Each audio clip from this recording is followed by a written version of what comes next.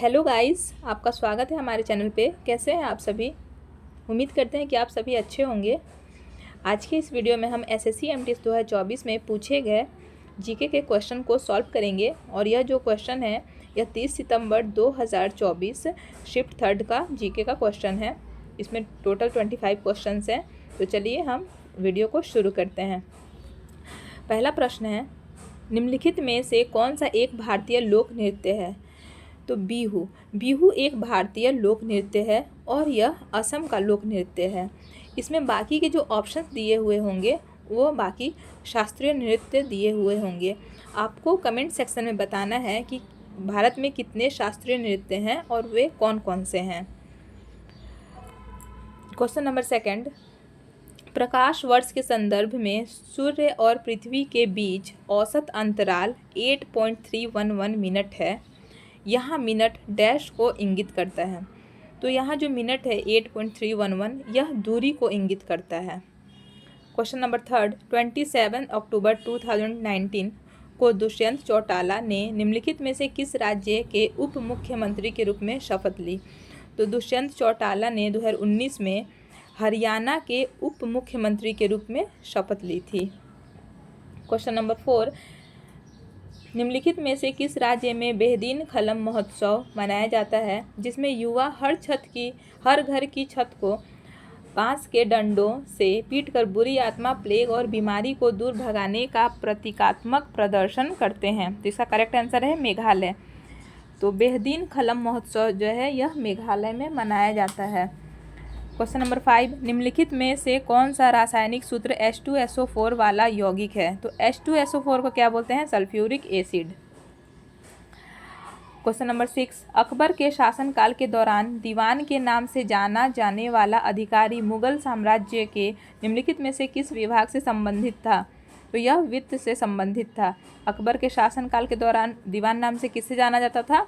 वित्त अधिकारी को। क्वेश्चन नंबर 7, पुरुष वर्ग में चौथी एशियाई kho kho championship, fourth Asian kho kho championship 2023 प्रतियोगिता किस देश ने जीती? तो यह भारत ने जीती। खो खो में टोटल 9 खिलाड़ी होते हैं, ठीक है। क्वेश्चन नंबर 8, वैश्विक प्रौद्योगिकी शिखर सम्मेलन ग्लोबल टेक्नोलॉजी समिट 2022 कहाँ आयोजित किया गया था? तो यह नई दिल्ली में आयोजित किया गया था। क्वेश्चन नंबर 9, उस व्यक्ति के शरीर द्रव्यमान सूचकांक यानी कि बॉडी मास इंडेक्स BMI की गणना कीजिए जिसका भार 50 kg और ऊंचाई 1.5 मीटर है। तो बॉडी मास इंडेक्स यानी कि BMI को हम इस तरह से ज्ञात करेंगे कि जो भार है उसको हम ऊंचाई के स्क्वायर से डिवाइड करेंगे। तो 50 kg को हम डिवाइड करेंगे 1.5 के स्क्वायर से, तो 50 डिवाइडेड बाई 2.25, देन उसको जब हम डिवाइड करेंगे तो आएगा 22.2 kg पर metre square. Question number 10, megalith शब्द 2 डैश शब्दों से मिलकर बना है। मेगास जिसका अर्थ है महान और लिथास जिसका अर्थ है पत्थर। तो मेगास और लिथास ये कैसे शब्द हैं? यह यूनानी शब्द हैं यानी कि ग्रीक शब्द हैं। तो इसका करेक्ट आंसर है यूनानी यानी कि ग्रीक। क्वेश्चन नंबर 11, आर मुथुकन्नमल जिन्हें 2022 में पद्मश्री से सम्मानित किया गया था एक डैश नर्तकी हैं। तो आर मुथुकन्नमल यह एक सादिर नर्तकी हैं। क्वेश्चन नंबर 12, प्राचीन संस्कृत ग्रंथों को पढ़ाने के लिए वर्ष 1791 में हिंदू कॉलेज की स्थापना कहाँ की गई थी? तो प्राचीन संस्कृत ग्रंथों को पढ़ाने के लिए 1791 में हिंदू कॉलेज की स्थापना बनारस में की गई थी। स्वतंत्रता के बाद पहले राष्ट्रीय खेलों की मेजबानी निम्नलिखित में से किस नगर में की गई थी? तो स्वतंत्रता के बाद पहले राष्ट्रीय खेलों की मेजबानी लखनऊ में की गई थी। क्वेश्चन नंबर 14, निम्नलिखित में से फसल ऋतु और संबंधित फसल के गलत युग्म की पहचान कीजिए। तो यहाँ पर रबी फसल में दिया हुआ है धान यानी कि पैडी। तो जो धान है यह एक खरीफ फसल है ना कि रबी फसल, और हमें गलत युग्म की पहचान करनी थी। तो इसका करेक्ट आंसर है रबी यानी कि रबी और धान, ठीक है। क्वेश्चन नंबर 15, निम्नलिखित में से कौन सा पूंजीगत प्राप्तियों का एक भाग नहीं है? तो कर राजस्व जो है यह पूंजीगत प्राप्ति नहीं है। क्वेश्चन नंबर 16, अनुच्छेद 74(1) के अनुसार मंत्रिपरिषद काउंसिल ऑफ मिनिस्टर्स का प्रमुख कौन होता है? तो 74(1) आर्टिकल के अनुसार जो काउंसिल ऑफ मिनिस्टर का प्रमुख होता है वह होता है प्रधानमंत्री। क्वेश्चन नंबर 17, मध्य प्रदेश सरकार द्वारा निम्नलिखित हस्तियों में से किसे संगीत में लता मंगेशकर पुरस्कार 2021 से सम्मानित किया गया? तो इसका करेक्ट आंसर है कुमार सानू। कुमार सानू को लता मंगेशकर पुरस्कार 2021 से सम्मानित किया गया। प्रसिद्ध हिंदी उपन्यास मैला आंचल डैश द्वारा लिखा गया है? तो मैला आंचल किसके द्वारा लिखा गया है? फणीश्वर नाथ रेणु के द्वारा। क्वेश्चन नंबर 19, डैश में गणेश रथ बेहतरीन अखंड मंदिरों में से एक है, यानी कि मोनोलिथिक मंदिरों में से एक है, यानी कि एक ही पत्थर को काट कर बनाया हुआ है। तो कहाँ पर है वो? महाबलीपुरम में। ठीक है।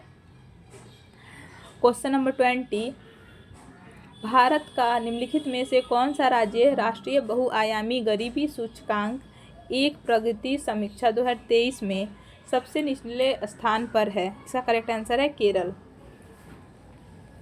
क्वेश्चन नंबर 21, 42वें संविधान संशोधन अधिनियम द्वारा मौलिक कर्तव्यों पर निम्नलिखित में से कौन सा अनुच्छेद भारतीय संविधान में शामिल किया गया था? इसका करेक्ट आंसर है 51A। 42वें संविधान संशोधन में अनुच्छेद 51A को जोड़ा गया था और यह 1976 में हुआ था और इसमें कुल 10 मौलिक कर्तव्य जोड़े गए थे और मौलिक कर्तव्य रूस के संविधान से लिया हुआ है। और आपको कमेंट सेक्शन में बताना है कि 11वां मौलिक कर्तव्य कब शामिल किया गया। क्वेश्चन नंबर 22, हिंदू मंदिर हिंगलाज माता और कटासराज भारत के किस पड़ोसी देश में स्थित है? तो हिंगलाज माता और कटासराज पाकिस्तान में स्थित है। क्वेश्चन नंबर 23, निम्नलिखित में से कौन सा राष्ट्रीय उद्यान मध्य प्रदेश में स्थित है? इसका करेक्ट आंसर है बांधवगढ़। बांधवगढ़ जो राष्ट्रीय उद्यान है यह मध्य प्रदेश में स्थित है। ज्योतिबा फुले किस राज्य से संबंधित थे? ज्योतिबा फुले महाराष्ट्र राज्य से संबंधित थे और इनकी एक प्रसिद्ध पुस्तक भी है जिसका नाम है गुलामगिरी। क्वेश्चन नंबर 25, किसी अंडे को उबालने पर उसका बाहरी भाग अपारदर्शी और सफ़ेद क्यों हो जाता है?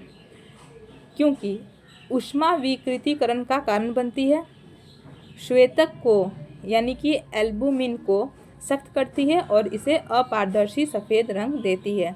तो गाइस ये थे हमारे एसएससी एमटीएस 2024 में 30 सितंबर 2024 को शिफ्ट 3 में पूछे गए जीके के कुल 25 क्वेश्चंस।